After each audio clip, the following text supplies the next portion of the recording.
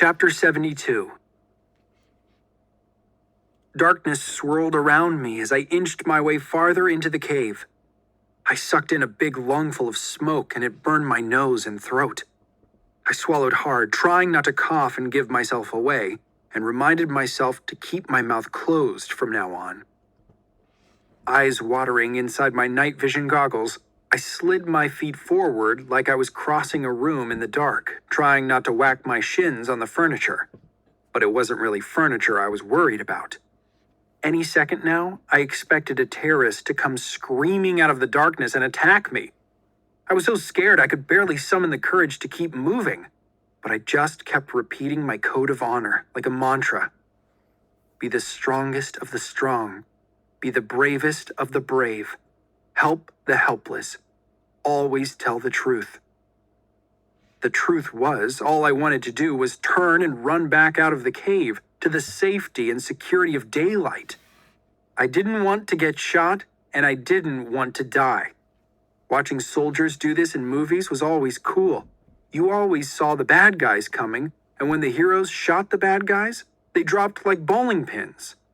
This was messy, scary, dark. I inched forward. The smoke was clearing. The cave began to take shape again, and I saw a body sprawled out on the floor.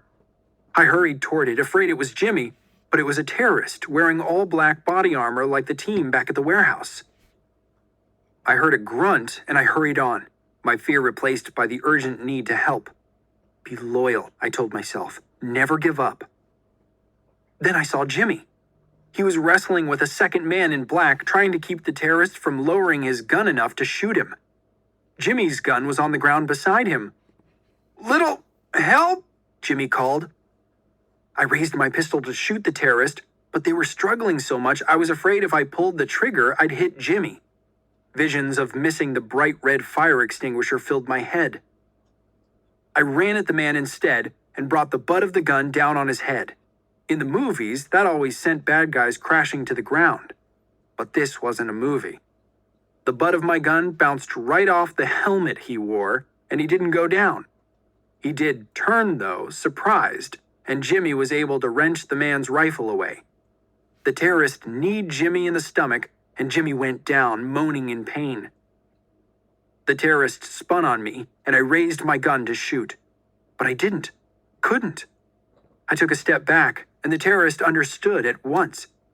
He lunged for me, grabbing the gun. We struggled, and the gun went flying. I kicked him in the shin, trying to remember what Dane had taught me. The terrorist ripped my night vision goggles away. The sudden change from green light to no light was disorienting, and my punch at his neck missed entirely. He hit me in the chest, and I staggered back, slamming into the rock wall. I put my hands up, expecting another blow, but all that came was the sound of him choking. As my eyes adjusted, I saw a big shape behind him. Dane. The ex-Green Beret had his arm around the terrorist's neck, and as my attacker passed out, Dane lowered him to the floor. Dane picked up my fallen pistol and handed it back to me. "You know, at some point, you're actually going to have to shoot somebody with that thing," he told me. A shot exploded right behind us, making even Dane flinch, and another terrorist fell face first to the floor. He'd been sneaking up on Dane with a knife. Jimmy was still on the floor, his Uzi in his hand. "You're welcome," Jimmy said. Dane gave Jimmy his hand to help him up. "Come on. We found a locked door. We think Darius is inside." Darius. My fear and disorientation were immediately replaced with a desperate hope. Aaliyah stood against the wall beside the door, her Uzi at the ready in case anyone came at her out of the darkness.